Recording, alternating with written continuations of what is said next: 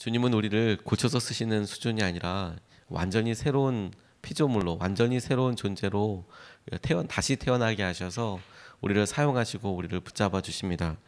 주님께서 십자가에서 죽으시고 친히 부활하신 것을 통해서 우리가 그 주님의 죽음에 동참하고 주님께서 부활하신 그 능력으로 말미암아 이 땅에서 새로운 삶을 살게 하신다라는 것이 주님의 약속이면서 동시에 주님을 믿고 따르는 사람들에게 이루어진 진리이고 실제입니다. 이것이 주님을 믿는 사람들에게 주신 놀라운 축복이기도 합니다. 오늘 주님께서 이 본문 말씀을 통하여서 우리에게 이렇게 주목하게 하시는 것이 우리에게 이미 일어난 주님의 은혜와 함께 우리가 해야 될 사명이 주님께서 우리에게 주신 놀라운 은혜 자체라는 것에 대해서 우리가 붙잡고 같이 기도하고 싶습니다. 오늘 주님께서 우리를 당신의 사신으로 사절로 보내주셨다라고 하셨는데 마침 오늘 북미 정상회담을 준비하면서 그런 예 하나를 우리가 얻겠다고 싶습니다. 오늘 정상회담이 있기 전에 이미 실무 접촉자들이 여러 번 접촉하고 오늘 논의해야 될 이야기들을 미리 이야기하고 대부분 우리가 알지 못하는 영역들까지 아마도 접촉점이 이루어지고 얘기가 진행이 되었을 겁니다. 당신의 실무자라고 이야기할 사람, 오늘 있을 일들을 위해서 미리 이야기한 사람, 아마도 전권대사라고 이야기하기도 하고 다만 실무진을 뛰어넘는 그 일을 실제로 결정할 수 있는 많은 의견들과 책임을 갖고 있는 사람이었을 겁니다. 하나님께서 우리에게 딱 그와 같은 일을 맡기셨다라는 것이죠. 하나님께서 약속하신 그날, 주님이 재림하시는 그날이 오기 전에 우리에게 하나님께서 하실 은혜들을 주실 것이다. 그리고 이 일을 위해서 우리를 새롭게 하셨다. 이 일을 사용하시기 위해서 하나님께서 우리를 새롭게 하셨다라는 것입니다. 17절 말씀에 보니까 누구든지 그리스도 안에 있으면 그는 새로운 피조물입니다. 옛것은 지나갔습니다. 보십시오, 새 것이 되었습니다. 이렇게 이야기하고 있습니다. 주님께서 우리에게 새롭게 되었다. 예수님을 의지하여 우리가 그분의 능력과 은혜로 인하여 완전히 새 것이 되었다라고 이렇게 말씀하고 계시는데 우리의 겉모습이 바뀌는 수준이 아니라 주님께서 우리의 속마음과 우리의 행동 자체가 완전히 바뀌었다라고 이렇게 이야기하고 있습니다. 저는 성경에서 이런 변화된 여러 형태를 우리에게 두 가지 중요한 모습으로 우리의 일상의 관계로 보여주는데 하나는 우리가 양자가 되었다. 전에는 하나님과 완전히 관련 없는 사람이었지만 이제는 그분에 의해서 사랑으로 받아들여진 아들이 되었다, 자녀가 되었다라는 것. 또 하나 부부가 되었다. 우리가 그리스도 신랑이신 그리스도와 신부의 모습으로의 교회가 주님 안에서 결혼이라는 형태를 통하여 하나가 되었다. 그렇게 설명하고 있는 것이 주님께서 우리가 새롭게 되었다라는 것을 이해하는데도 너무 중요한 이해의 은혜의 도구가 된다고 싶습니다. 결혼하기 전에는 아무것도 바뀐 것도 없고 후에도 아무것도 바뀐 거 없지만 그러나 결혼하기로 결심하고 결혼 서약을 한 그 이후서부터 우리가 해야 할 행동과 마음과 시간 사용하는 모든 것이 바뀌었듯이 하나님께서 우리를 만나주시고 약속을 실제가 되게 하여 주셨을 때 우리가 그렇게 존재적으로 완전히 다 변하게 되었다라는 것이죠. 바울이 선포하기를 옛것은 이미 지나갔다. 그리고 이제 새 것이 되었다라고 말씀하고 계십니다. 주님께서 우리와 함께 하시기를 이제는 주님을 빼놓고 설명할 수 있는 방법이 우리를 설명할 수 있는 방법이 아무것도 없어지게 되는 것이죠. 마치 자매들에게 누구 엄마, 누구의 아내, 누구의 어머니라고 이렇게 이야기하는 것처럼 우리가 주님을 빼놓고는 아무런 설명을 할 수 없게 되었다라는 것이죠. 그게 주님께서 우리에게 이루어지게 하신 은혜입니다. 애벌레들이 있을 법한 일들을 이렇게 동화처럼 이야기를 통해서 저는 이런 걸 새롭게 되었다라는 것을 이해할 수 있는 재밌는 이야기 하나를 보았습니다. 어느 연못 밑에 애벌레 무리들이 이렇게 살고 있다가 서로 이야기를 한 겁니다. 아니 입줄기를 타고 애벌레가 올라가면 내려오질 않는 거예요. 그래서 어디론가 사라져버리고 다시는 돌아오지 않으니까 도대체 저 풀들 위에는 뭐가 있는 걸까? 도대체 저 물 위에는 뭐가 있는 걸까? 이렇게 생각하고 자기들끼리 서로 우리는 올라가서 저 바깥 세상을 본 다음에 꼭 돌아와서 얘기해 주자. 이제 그렇게 서로 약속을 한 겁니다. 그러던 중에 어느 한 애벌레에게 갑자기 따뜻한 이렇게 기운이 임하는 것 같고 내가 이제 올라가야 될 것 같다 이런 마음이 강하게 들어서 이렇게 빛을 따라서 그리고 풀잎을 따라서 올라가고 나니까 깜짝 놀랄 만큼 아름다운 세상과 따뜻한 햇볕과 찬란한 이런 하늘이 있더라는 거죠. 그리고 가만히 그 기분 좋게 그렇게 있다 보니까 자기의 몸이 뭔가 변하기 시작하면서 애벌레 모습을 갖고 있던 모습이 이렇게 사라지면서 그 사이로 아름다운 무지갯빛 날개가 나오고 잠자리 한 마리가 이렇게 태어나게 되더라는 겁니다. 이제 이미 잠자리로 변하고 나니까 그러니까 세상이 이제 하늘에서 창공에서 바라볼 수 있고 자기가 있던 곳, 자기 친구들이 있던 곳이 보이지만 다시 돌아갈 수 있는 방법은 없고 그래서 그 위를 이렇게 맴돌면서 친구들한테 마음으로나마 너희들도 이렇게 나와 보면 꼭 이 세상을 발견하게 될 거야. 너희들도 꼭 이렇게 아름다운 것을 보게 될 거야. 곧 보게 될 거야. 그렇게 생각하게 되었노라고. 우리가 예수님을 만나고 나서 다시 예전의 삶으로 돌아갈 수 있는 방법이 없죠. 그런데 우리의 마음속에 바뀌어진 우리 영적인 현실과 마음을 우리가 간절히 기도하고 이제는 바뀌어진 우리의 모습, 잠자리의 모습으로 예전에 물 안에 있었던 모습을 떠올리고 그들을 위로하는 것처럼 바뀌어진 삶을 살게 된다는 겁니다. 우리가 이렇게 삶을 살고 변화되는 것을 과학적으로도 이렇게 이야기했더라고요. 애벌레를 이렇게 보면서 전과 삶 그리고 다시 고치에서 나왔을 때의 삶이 우리는 조금씩 변화되는 거라고 생각을 하지 않습니까? 그런데 사이언티픽 아메리칸이라는 그런 과학 잡지에서 실제로 고치들을 이게 단층 촬영해서 실험을 한 겁니다. 조사와 이렇게 계속해서 지켜본 겁니다. 처음에 어떻게 애벌레가 고치를 만드는지, 그 고치가 어떻게 변화되고 어떻게 다시 이렇게 변이하게 되는지, 그리고 때가 되면 어떻게 나오게 되는지, 요 사이사이를 계속 표본을 추출해서 단층으로 계속 촬영을 하고 그렇게 하다 보니까 놀라운 사실 한 가지를 발견했다는 겁니다. 그 고치 안에 처음에 애벌레가 들어가서 애벌레의 모습이 조금씩 변하는 거라고 생각을 한 거예요. 그래서 어느 부분이 날개가 되고 어느 부분이 머리가 되고 고치에서 이 잠자리나 곤충을 생각할 수 있는 방법이 전혀 없으니까 어디가 어떻게 되는 걸까 이렇게 보니까 너무 놀란 것이 들어가고 나니까 고치 안에서 애벌레가 모습이 바뀌는 게 아니라 죽더라는 거죠. 완전히 죽더랍니다. 가수분해 요소가 나와서 녹더래요. 그리고 그게 전혀 다른 생명으로 태어나게 되더라는 거죠. 우리의 모습이 우리가 예수 그리스도를 믿고 일회적인 사건과 우리의 마음속에 고백되어지는 그런 삶의 모습으로 되니까 우리가 잘 모른다고 이야기하지만 실제로 우리가 예수님을 믿고 따를 때에 우리의 삶이 완전히 변화된 겁니다. 하나님께서 우리를 새롭게 하여 주셨다.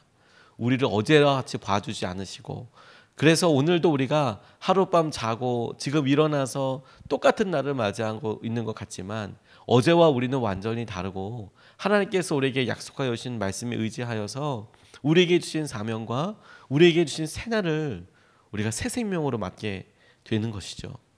어저께의 연약함에 매여 있지 않고 오늘 새로 주신 기회와 오늘 주님께서 말씀하신 약속을 붙잡고 기도하고 의지하게 되는 것이다. 우리가 이 새롭게 된 은혜를 붙잡았으면 좋겠습니다. 두 번째로 붙잡게 된 것은 무엇이냐면 우리를 화해하는 사람으로 불러주셨다라는 것입니다. 우리를 화해하는 사람으로 불러주셨다.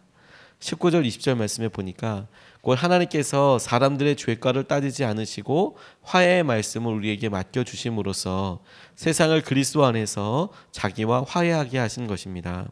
그러므로 우리는 그리스도의 사절입니다. 하나님께서는 우리를 시켜서 여러분에게 권고하십니다. 이렇게 이야기하고 있습니다. 주님께서 십자가를 통해서 하나님과의 관계를 회복시켜 주셨습니다. 하나님께서 예수님을 통해서 이루시고자 하셨던 가장 중요한 일이었습니다.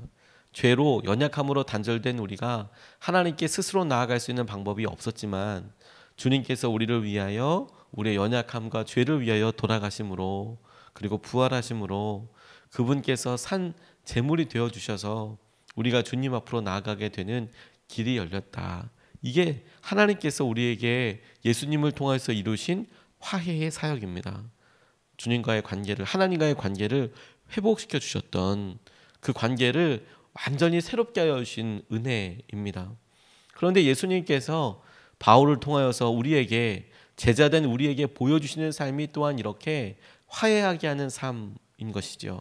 이 화해하게 하는 삶, 화목하게 하는 삶은 하나님과 다른 예수님을 믿지 않는 사람, 하나님과의 관계가 여전히 틀어져 있는 사람들을 하나님과의 관계 회복으로 이끌어갈 수 있도록 예수님께서 하셨던 것처럼 예수 그리스도를 통하여 변화되게 되는 그 생명의 삶을 예수님은 본인의 삶을 통하여 보여주셨지만 그분의 제자된 우리가, 그분을 믿고 따르는 우리는 그분께서 하신 말씀에 의지하여 하나님께로 사람들을 돌려보내게 되는, 화해하게 하는 그런 직임과 사명을 맡게 되었다라는 것입니다.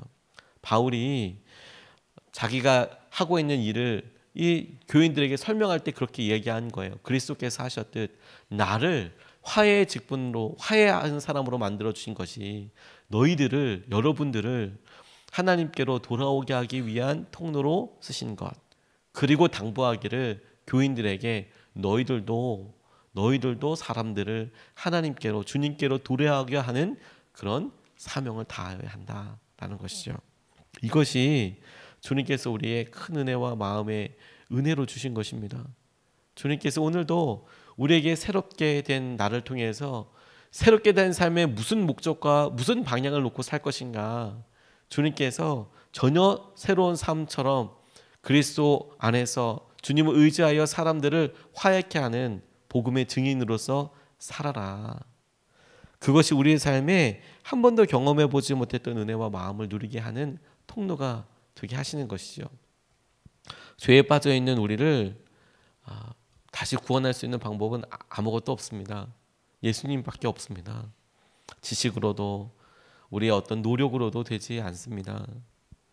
우리가 간절히 기도하는 가정이 깨어지고 부부가 어렵고 재정이 힘들다 보니까 일어난 여러 일들에 우리는 당장 당면한 문제 하나가 해결되면 그러면 행복해질 것 같지만 드러나고 있는 여러 사고와 사건, 사람은 보여지는 것이고 실제로 그런 일들이 우리에게 깊은 상처가 되는 이유는 우리 안에 있는 죄 때문이고 연약함 때문이고, 그런데 그걸 해결할 수 있는 방법이, 그게 죄 때문이건 연약함 때문이건 훈련하기 위해서 하나님께서 우리를 성숙시키기 위해서 이건 어떤 경우라도 주님을 의지하는 것밖에 방법이 없습니다.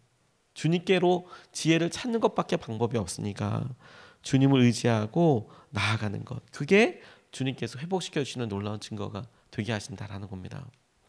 강대영 목사님 글 쓰신 걸 통해서 그분이 여러 설교 때 하셨던 이야기들이 이렇게 매치가 되더라고요. 그분이 아버님 장례식에 있었던 일을 이렇게 이야기하셨습니다. 복음이 회복인데 정작 본인의 가정 안에서 회복이 일어나지 않고 어렵고 힘든 삶을 살게 되셨답니다. 아주 어렸을 때 부모님께서 이혼하시고 그 이혼한 삶으로 인하여서 강 목사님께서 계속 우울한 그루미한 그런 유년 생활과 중고청 다 그렇게 보냈던 것이죠. 아버지께서 아주 힘들게 하시고 그런 기억도 있고 어머니는 정말 고생만 많이 하신 것 같고 그렇게 이야기하다가 하나님께서 어머니와 누님을 먼저 이렇게 주님께 돌아오게 하시고, 그리고 이 가정이 이제는 주님을 믿는 가정으로 이렇게 만들어 주시는데 끝까지 돌아오지 않은 분이 그 이혼하신 아버님, 절대 돌아오지 않고 그렇게 힘들게 하시고 그러셨답니다. 어떤 틈이 들어가지 않을 정도로, 정말 틈이 들어가지 않을 정도로 완벽하게 그렇게 그냥 방어하고 계시는 것처럼 절대 듣지 않고 그러다가 어느 날 이 아버지가 몸이 너무 아프신 거예요.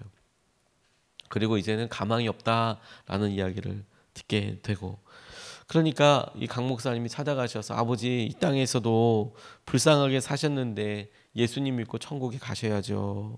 이렇게 이야기를 전하고 복음을 전하는데 이 목사님 눈물이 그렇게 나시더랍니다. 근데 아버지가 이 들었던 복음에 감동이 되는 게 아니라 아들이 와서 엉엉 우니까 그 울음에 감동이 되었는지 이렇게 우시더래요. 그러다가 그래도 여전히 교회는 다니시지 않고 아들 네가 그렇게 하니까 내가 복음은 내가 받으마. 그리고 고백은 하시고 뭐 그런 수준이었답니다. 그러다가 갑자기 2012년에 호흡곤란으로 쓰러지셔서 중환자실에 입원하셨는데 그런데 그때 늘 기도해 주시던 분 한 분이 오셔서 신방해 주셔서 복음을 다시 전하니까 세상에 이분이 순한 양처럼 전에도 고백을 하셨지만 아니 그 시간에 자기가 이제 입원해서 정말 힘들다라고 생각하는 그 시간에 다시 분명하게 고백을 순한 양처럼 고백을 하시고 눈물로 회개를 하시더라는 거예요.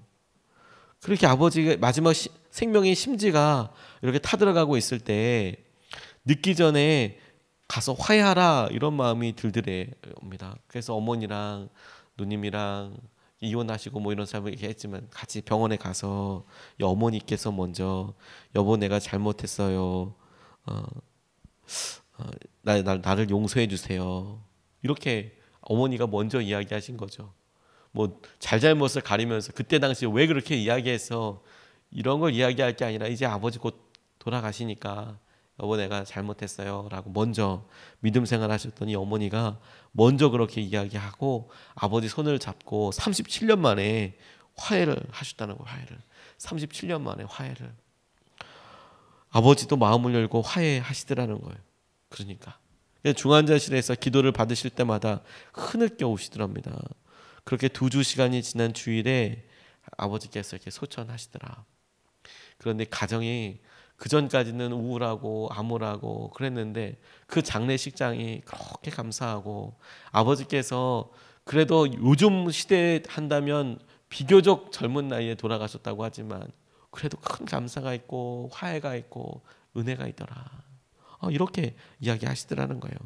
마지막에 거기 본인은 주일 예배를 섬기느라고 임종을 지키지는 못했지만 형과 누님이 아버지 얼굴 보고 너무 놀란 게 뭐냐면 마지막 기도가 끝나셨을 때 아버지가 환히 웃는 얼굴이었을 뿐만 아니라 주기도문 끝날 때 하늘에 계신 우리 아버지 시작해서 주기도문 끝날 때 하나님 나라로 이렇게 가게 되셨느라고 주님께서 우리를 화해의 말씀을 지키는 자로 주셨고 하나님과의 화해를 이끌어가는 사람으로 주셨습니다.